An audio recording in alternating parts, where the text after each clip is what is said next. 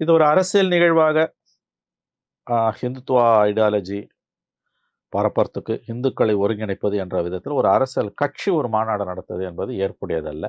அப்பட்டமாக மதத்தை கொண்டு வந்து அரசியல்ல பிஜேபி கலக்கிறது. இந்தியா அரசு முழுவதும் நடத்தலாமா? அரசு நடத்தக்கூடாது. நீங்க எங்க வரீங்கன்னு எனக்கு புரியுது. திமுக நடத்தினது தவறு. அதுல நடத்தினதுல ரொம்ப அவலமான காரியம், திண்டுக்கல் எம்பி, சிபிஎம் எம்பி அந்த மாநாடோட முதல் நாள்ல போய் கலந்துக்கிட்டது. வெட்கி தலைகுனிய வேண்டிய சிபிஎம் வெட்கி தலைகுனிய வேண்டிய ஒரு நிகழ்வு.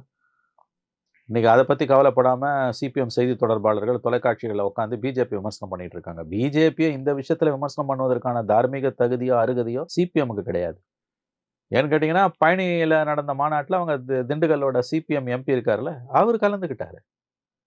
இது எப்படிங்க மக்கள் மத்தியில் நீங்க நியாயப்படுத்துவீங்க? ஏன்னா திமுக அரசு செய்த மிகப்பெரிய ஒரு வரலாற்று பிழை அந்த மாநாடு அரசு நடத்தினது. அரசாங்கம் வந்து மத சார்பற்றது.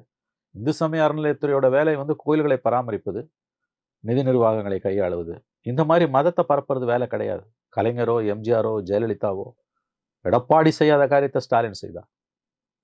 அதுக்கு வந்து வெளிநாடு 27 நாடுகள்லேருந்து முருக பக்தர்கள் வந்தாங்க, ஆய்வு கட்டுரைகள் தான் கதை அளந்தாங்க.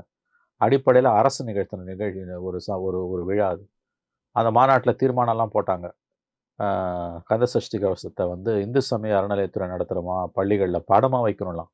அப்பட்டமான, அதாவது நாங்கள் இந்துக்களுக்கு இல்லை என்று தங்கள் நெஞ்சை கிழித்து காட்டிய ஒரு காரியம் இந்த அரசு. பிஜேபியாக்கும் திமுகவுக்கும் அடிப்படையில் வித்தியாசம் இருக்குது. திமுக அடிப்படையில் ஒரு மதசார்பற்ற கட்சி என்பதில் எந்த சந்தேகமும் இல்லை.